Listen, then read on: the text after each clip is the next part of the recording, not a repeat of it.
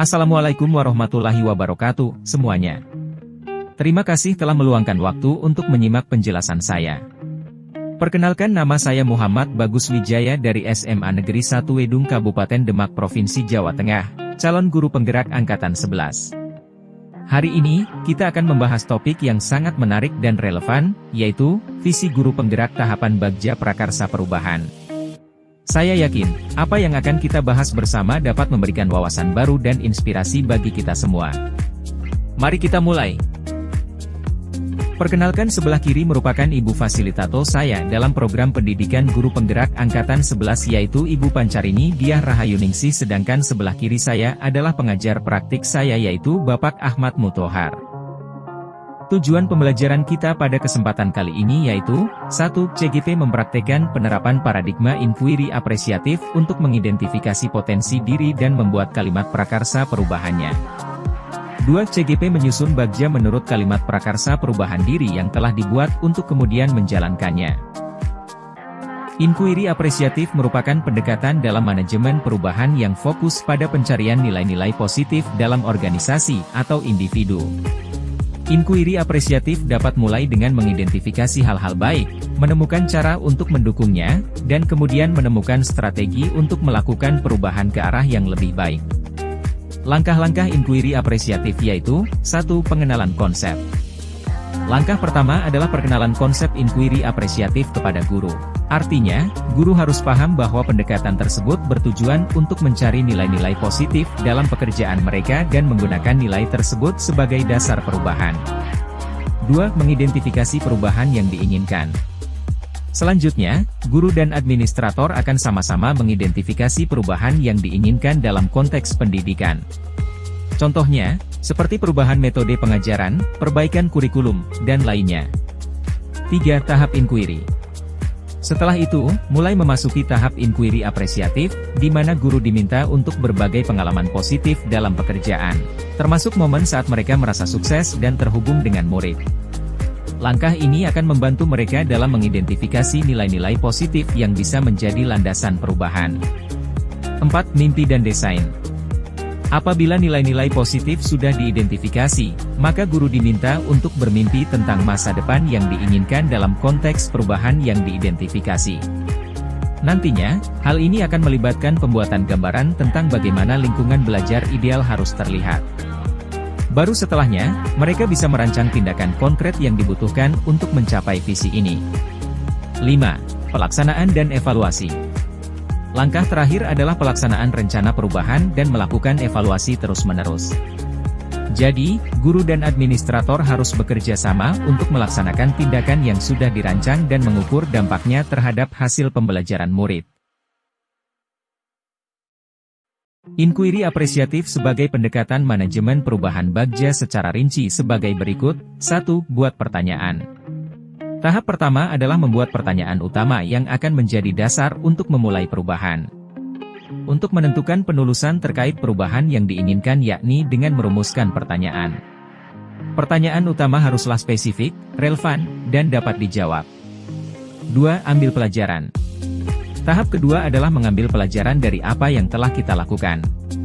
Kita dapat belajar dari pengalaman diri sendiri, pengalaman orang lain, atau literatur. Pengalaman positif yang telah dicapai di kelas maupun sekolah dapat diambil hal-hal positifnya. 3. Gali mimpi. Tahap ketiga adalah menggali mimpi tentang perubahan yang ingin kita capai. Mimpi haruslah realistis dan dapat dicapai. Pada tahapan ini, menyusun narasi tentang kondisi ideal apa yang diimpikan dan diharapkan terjadi di lingkungan pembelajaran. 4. Jabarkan rencana. Tahap keempat adalah menjabarkan rencana untuk mencapai mimpi.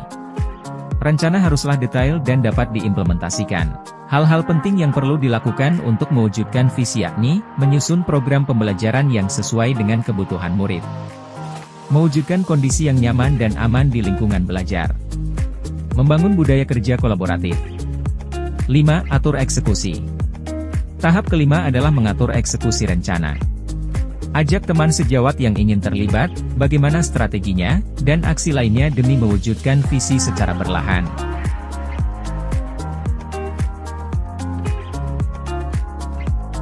Visi saya yaitu mencetak generasi emas yang berdaya dan berkontribusi global. Prakarsa perubahan saya yaitu, membiasakan keterampilan digital murid dalam pembelajaran. 1B. Buat pertanyaan utama. Pertanyaannya adalah apa yang harus saya lakukan untuk meningkatkan keterampilan digital murid saya dalam pembelajaran?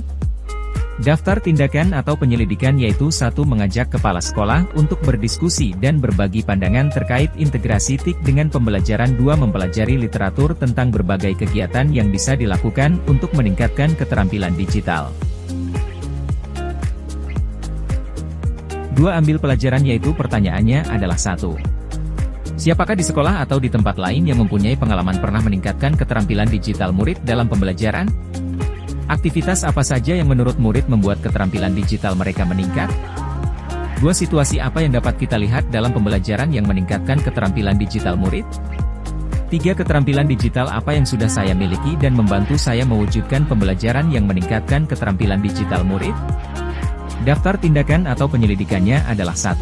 Menemukan contoh konkret tentang bagaimana pembelajaran yang dapat meningkatkan keterampilan digital murid, wawancara, korespondensi, studi literatur, secara mandiri dan kolaborasi. 2. Mewawancara, survei pengalaman, pendapat guru, KS, PS, orang tua.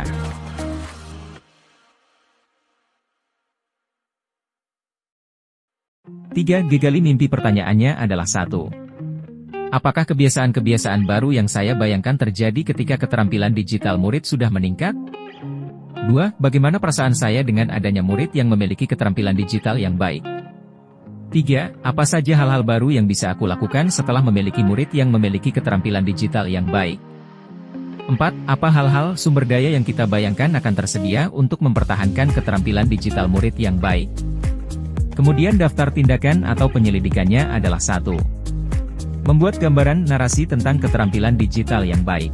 2. Membuat daftar kriteria keterampilan digital yang baik dari literatur.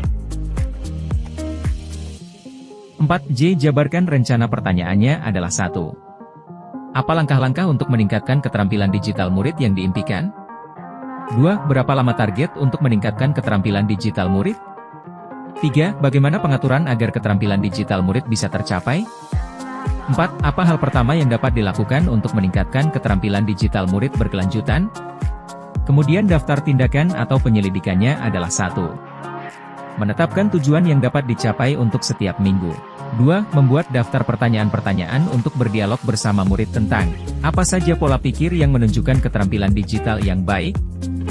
3. Melakukan dialog, penjajakan bersama kepala sekolah dan guru mengenai program, kegiatan penguatan peningkatan keterampilan digital murid.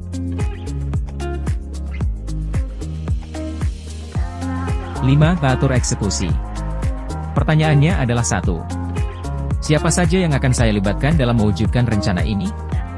2. Apa saja peran yang dibutuhkan dan siapa yang mengisi peran tersebut? 3. Siapa yang bertanggung jawab memonitor agar keterampilan digital murid tetap baik? 4. Bagaimana pencatatan kemajuan keterampilan digital murid tercapai? 5. Kapan usaha meningkatkan keterampilan digital murid dapat tercapai? Kemudian daftar tindakan atau penyelidikannya adalah 1. Mengajak guru, kepala sekolah menyusun tim kerja dan deskripsi tugas setiap anggota. 2. Menentukan tenggat untuk penyelesaian tugas. Terima kasih atas perhatian dan partisipasi Anda dalam presentasi ini. Saya harap informasi yang disampaikan bermanfaat dan dapat diterapkan dalam visi guru penggerak tahapan Bagja Prakarsa Perubahan saya. Jika ada pertanyaan lebih lanjut, saya akan dengan senang hati menjawabnya. Sekali lagi, terima kasih, dan semoga kita semua mendapatkan manfaat dari diskusi ini. Sekian. Wassalamualaikum warahmatullahi wabarakatuh.